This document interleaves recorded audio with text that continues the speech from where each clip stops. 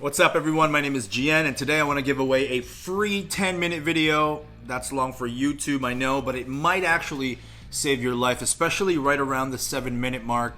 You'll know exactly what I mean when you get to that part of the video. I just want to mention real quick that this video is actually chapter 28 from a 34 chapter video series all about weapon retention. Now in short, it's about protecting the weapon you carry so that you have the skills to deploy it and it's not used against you.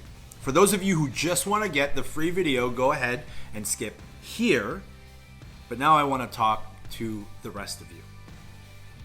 I'm going to assume that you take your role as a protector very seriously. You're not just out here on YouTube looking for the cool, flashy entertainment stuff. You don't fall for the quick and easy stuff because you know that usually doesn't cut it. You're open-minded because you have to be, and you're willing to put in the time and the work to accelerate your learning in the right way. So for you guys, I'm going to first play a video that puts this all in context. This is something that the folks who skipped ahead may not ever get to know, but you'll know, and after you watch it, you'll know why it's important. By the way, I've added the link in the video description to access the entire in-depth, super comprehensive guide to earning these incredibly important set of skills. So here's the context video. It'll be immediately followed by just one of the chapters in this series, an important one. And I know it won't appeal to everyone, but it will appeal to the right ones. Now, if I've still got your attention after the context video and then after the full free chapter, I'm going to play another context video. By this time, audience retention should drop to just a handful of you. And if you make it to the end, you can be sure that you were the ones I wanted to reach out to begin with. Here's the video.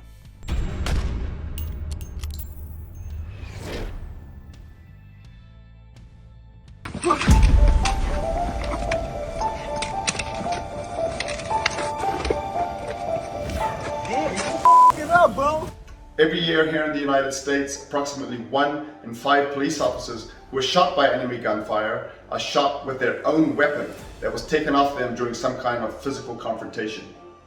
Whether you carry for professional or personal protection purposes, it's important to understand that being armed is not necessarily being prepared.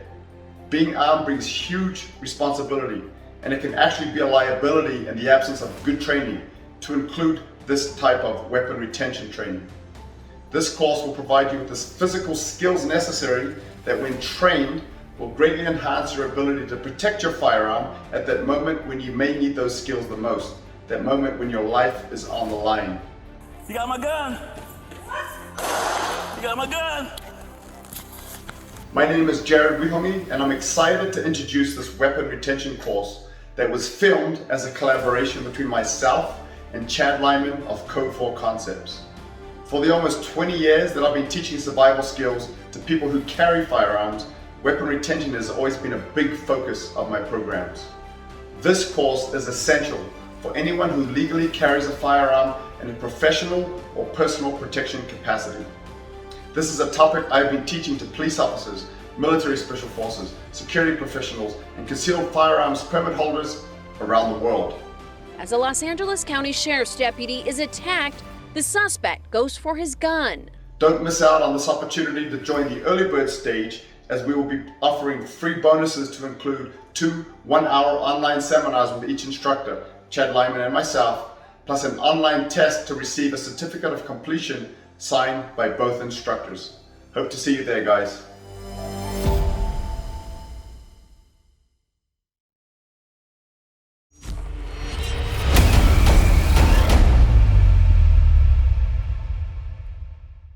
All right, guys, as we launch into this ground fighting instructional, there's also always a thought from the BJJ guy and the non-BJJ guy, hey, closed guard versus open guard. Closed guard is going to limit our mobility, limit our ability to disengage, and limit some of our transitions. It is useful often to break posture, structure, and I can create angles from there, so it's not something to throw away, but it's not something that I want to play in a self-defense or law enforcement or street encounter. And I would even argue to you, if you finish a round in closed guard in MMA or jiu-jitsu, you get taken down, close your guard, and never open it. Unless you submit the guy, you're going to lose. So Closed guard limits some of those core principles that we really believe in, especially for fighting or self-defense. So we don't throw it away. If we end up there, we make it work for us. Open guard. Open guard's not as secure as closed guard, and we have to have a solid set of principles and reactions because it allows our opponent to have more mobility. And so once we open our guard, we get to move more, but so do they. So let's look at this in action. But the key is going to be, I'm not saying you cannot close your guard, but I'm saying don't stay there and use it for your purposes. For purposes of this instructional, which is not a jiu-jitsu instructional, we're going to go from closed to open and begin to fight in things, fundamental things that you could use in your jiu-jitsu journey, but you could also use in a fight out in the parking lot. Can we take just a quick moment to show what closed and open guard is? That's what we're going to do right now. Yes, sir. Yep. So Dan's going to come in, and Dan might have taken me down. We ended up here, and I'm closing my guard to try to slow the action down. Now from here, this does offer me some defensive ability. And you notice Dan had to put his arms on the ground and really begin to work the posture up. And if I pull him down, there's some benefit here. If I have multiple opponents, it's an unknown environment I got to be watching, and I don't want to stay here. But closed guard means those ankles are crossed. And Dan is in my guard, and now I can pull on his head, I can get underhooks, I can do these things. But I want to work to an open guard, okay?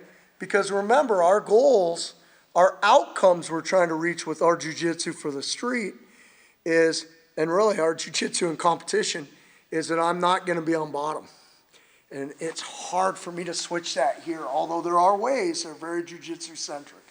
And we're fighting right now, and it's not necessarily jiu-jitsu centric. So I'm going to take that guard. I'm going to take and put my left foot on the ground, because for me, I wear a gun on my right hip. I'm going to arch my hips, and I'm going to pull my right foot in and put it on Dan's hip.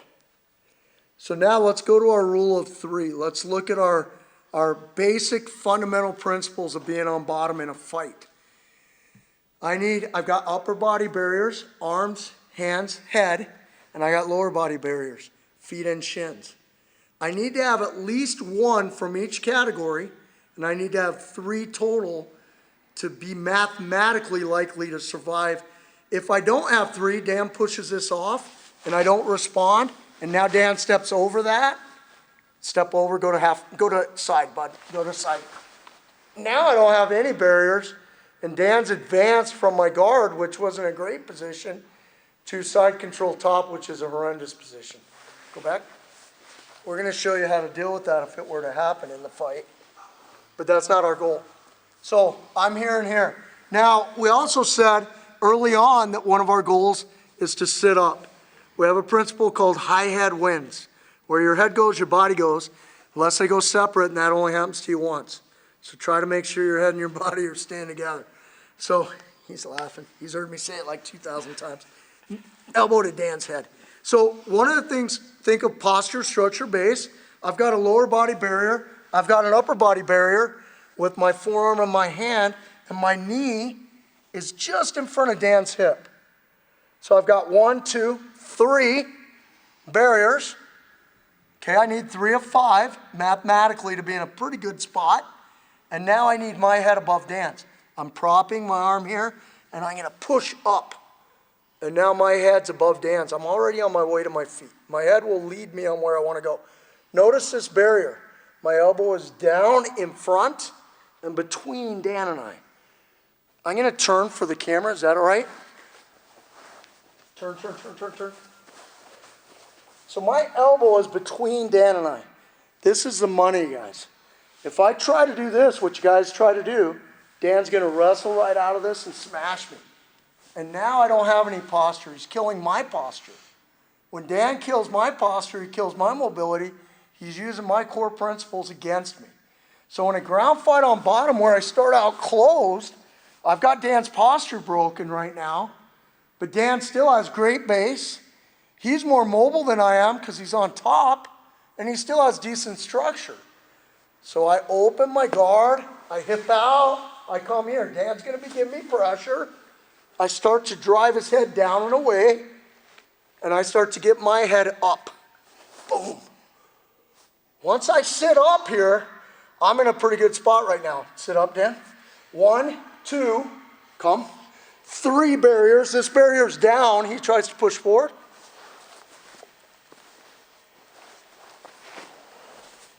Now, freeze. I take that barrier out and I just use my hand. He pushes forward, just push. Don't even move your head. Oh, fetch. So I want a barrier. I want something between he and I here. My head is above his head. Now, remember our principles, our fundamentals.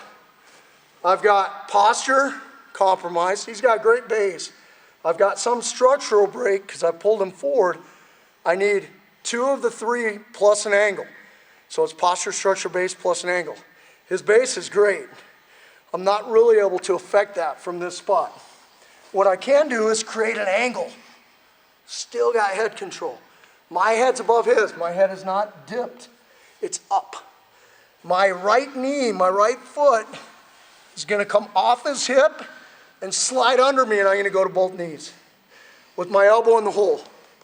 The reason for this is if Dan tries to shoot under my barrier, I can drive his head down into the ground and still keep my legs away. Go back. If I pop, angle, knees, now I'm going to get up. If I drop that out and I start to get up, he's going to shoot under that and collapse me back down. That's another reason, guys, you'll find guys get here and they go to tactically stand and they remove this and they leave that leg there, and Dan goes after that leg and he drags me back down. So instead of that, barriers, 1, 2. Time for an angle. Angle to my knees, to my feet, and I'm out. And I'm all the way back up to my feet. The primary thing we want to give you the ability to do in a fight, okay, that could be an MMA fight, that could be a jiu-jitsu match, that could be a self-defense fight, that could be an LEO encounter. The first thing I want you to begin to train and become competent at is getting up. Let's look again how we might do that.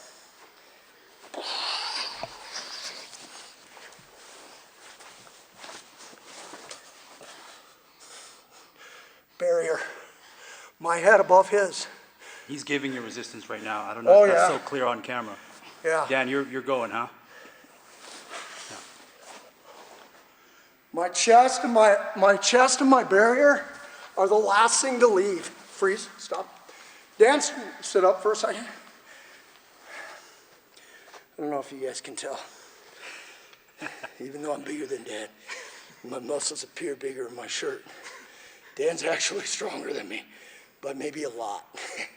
Okay, Dan's one of my close friends. We've trained together for a lot of years. He's very, very tough. He's a hard-nosed dude. I'm 52 years old, right? So these are the realities. I can't win physically with him.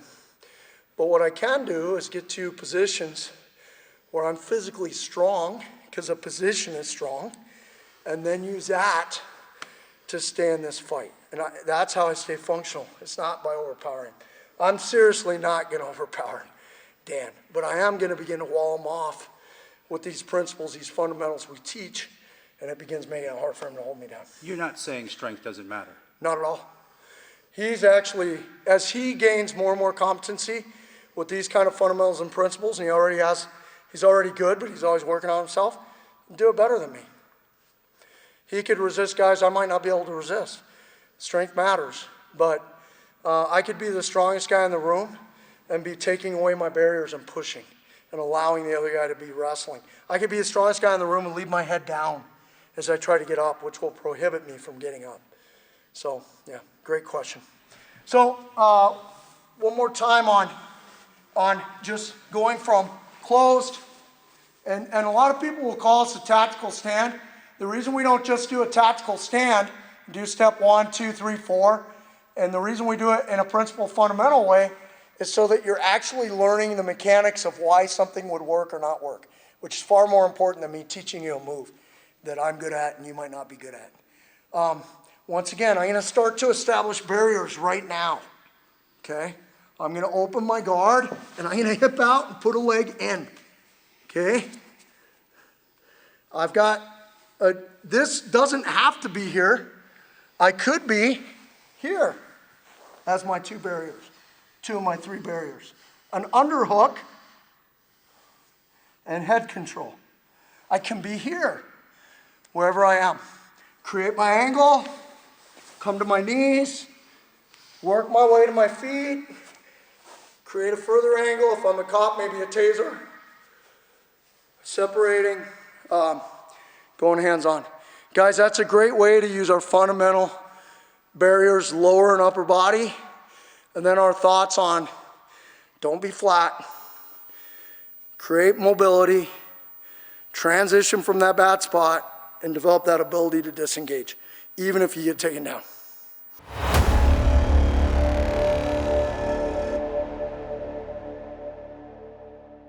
So there was a lot to unpack in that 10-minute video, but there were also some simple things you can actually begin training that might save your life. So now here's some more context about who exactly Chad Lyman is.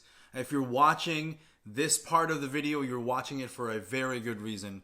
So I'll sign off now. I just want to thank you for your time. This video is for sale and your time is valuable, so thanks for hearing us out. I hope that even if you don't get the video, you'll register your email so that these guys can send you more free life-saving videos. Here's Chad Lyman. I'll see you guys next time.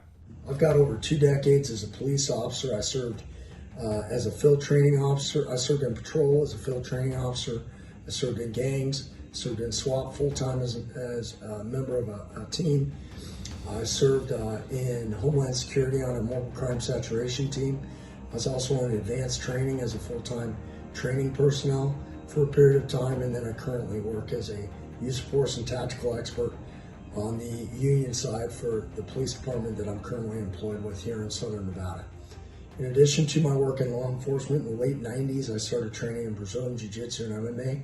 I'm currently a 2nd degree Brazilian Jiu-Jitsu black belt, soon to get my 3rd degree. And I've been coaching Brazilian Jiu-Jitsu and mixed martial arts in the Vegas area since 2006 at some of the major gyms, major teams in the world, and I'm really grateful for those experiences and that affiliation as well. This particular project, I did a collaboration with Jared Wahangi. Jared's got an extensive law enforcement background, and his martial arts background is in the Filipino martial arts, and he's considered one of the premier coaches and practitioners on that side of the house. Jared and I focus this project around retaining a firearm, both in the holster and out of the holster. For those of you who carry a firearm for work, this curriculum is invaluable. It can be added to current curriculum that you teach on your team or your department, or for you to practice individually. And we would hope you would do both. For the concerned citizen who chooses to arm themselves, the responsible approach to that is for you also to achieve training and instruction in how to effectively do that. This program and this project is going to fill the bill, whether you're on the professional side of the house where you carry weapon systems as part of your job, or whether you're that everyday weapons carrier. We want to encourage both to train effectively and to get ready for that potential altercation where someone may try to take your weapon system and use it against you or other people in the area or other people responding to the event. So this is key information. I'm really blessed. Jared and I took a fundamental principle-based approach to the problem of weapon retention, but then we both bring our own spin to the table. Doing this in a collaborative nature allows you, the end user, to gain experience and training from both of us. And we both come from a little bit different background, but our fundamentals and our principles are very, very similar. And you're going to see that play out throughout this instruction. Do me a favor on the back end of this, shoot me a review, let me know what worked, what didn't work, what you could assimilate in. I'd be really interested to hear your feedback. Whatever you do, make sure you're training consistently. Go train a little, a lot.